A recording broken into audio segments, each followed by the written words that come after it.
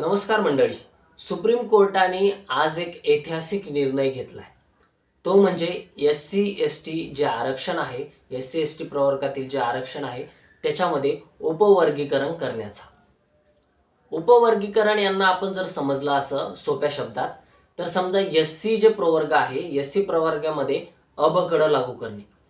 म्हणजे SC प्रवर्गामध्ये ज्या जातींनी जास्त आरक्षण घेतलंय त्यांना खाली डी विभागात टाकणे आणि ज्या जातींना SC प्रवर्गामधील आरक्षणाचा लाभ मिळाला नाही त्या जातींना A कॅटेगरीमध्ये आणणे. म्हणजे SC प्रवर्गामध्ये जे आरक्षण आहे त्या आरक्षणामध्ये देखील वर्गीकरण करणे.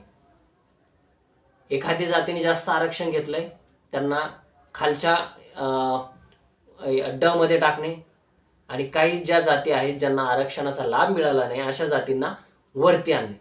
म्हणजे समजा 10 जागा नोकरीत किंवा नोकरीत समजा 10 जागा निघल्या तर त्या 10 जागापैकी या 10 जागा SC प्रवर्गासाठी ज्या निघल्या त्या ह्या चारही म्हणजे मध्ये डिवाइड करणे. म्हणजे ह्या जातीला वेगळ्या एवढ्या जागा सुटतील, ह्या जातींना एवढ्या जागा सुटतील, ह्या जातींना एवढ्या जागा सुटतील, असा वर्गीकरणाचा निर्णय सुप्रीम कोर्टाने दिलाय.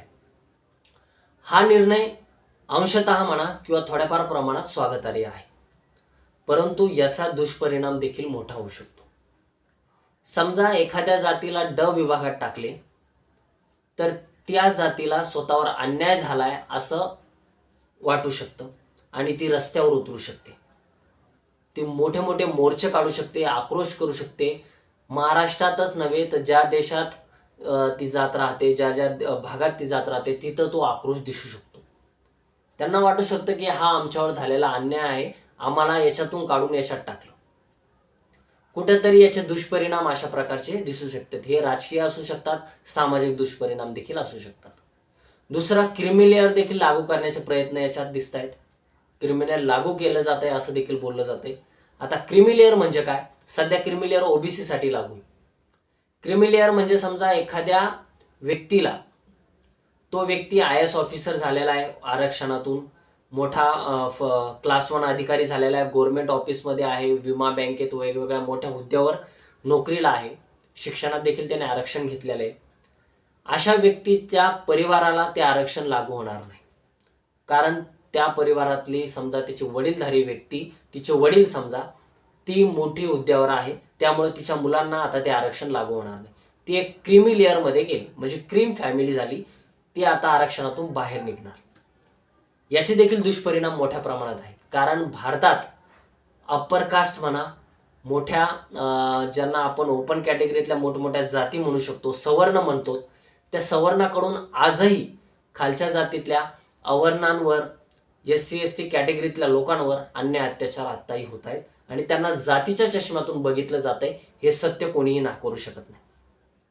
आता समजा SC/STतल्या एखाद्या फॅमिलीला क्रिमिलेअर जाहीर झाला आणि त्या फॅमिलीचं आरक्षण गेलं, तर भविष्यात आता समजा त्यांचा एक वडीलधारा व्यक्ती मोठा IAS IPS ऑफिसर झालाय, त्यांचं आरक्षण गेलं.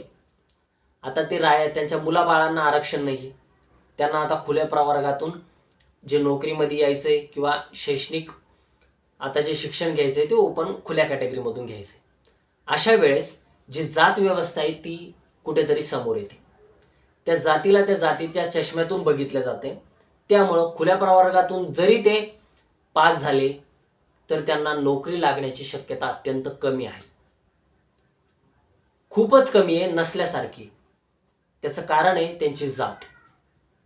आता आरक्षण असल्यामुळं नाईलाजाने त्यांना तिथं घ्यावं लागतंय, पण आरक्षण गेलं तर त्यांना एक चान्स भेटतोय किंवा त्यांना एक आपण म्हणतो लायसन भेटतंय की त्यांना तिथून ते नाकारू शकतात.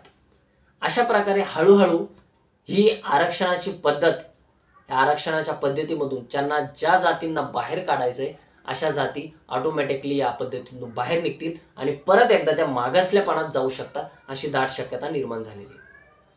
सुप्रीम कोर्टाने ह्या गोष्टीचा देखील विचार करायला पाहिजे नव्हता. मित्रांनो, आत्ता कुठं निर्णय जाहीर झालाय, याबद्दल आपलं मत काय की याचे दुष्परिणाम आणि चांगले परिणाम काय होऊ शकतात? आपण चांगले परिणाम देखील याला म्हणू शकतो, कारण ज्या ज्या जाती थोड्याफार प्रमाणात हा चांगला देखील निर्णय आहे. थोड्याफार प्रमाणात त्याचं मागचं कारण असं आहे की त्या प्रवर्गातली काही जाती अशा देखील आहेत की त्यांना आरक्षणाचा लाभ मिळाला नाही, ते या निमित्ताने वर येऊ शकतात.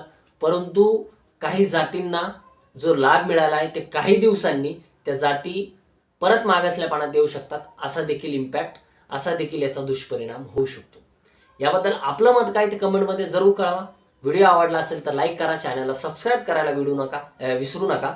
मी असेच माहितीपूर्वक आणि अत्यंत महत्त्वाचे व्हिडिओज माझ्या चॅनलवर बनवतोय. तुम्हाला व्हिडिओ नक्की आवडतील. मित्रांमध्ये शेअर करा. उपवर्गीकरण जे सुप्रीम कोर्टाने निर्णय घेतला याबद्दल सगळ्यांना माहिती झाली पाहिजे. त्यामुळं हे चॅनलला हा जो व्हिडिओ हा शेअर करा. भेटूयात नव्या व्हिडिओमध्ये. धन्यवाद. जय हिंद.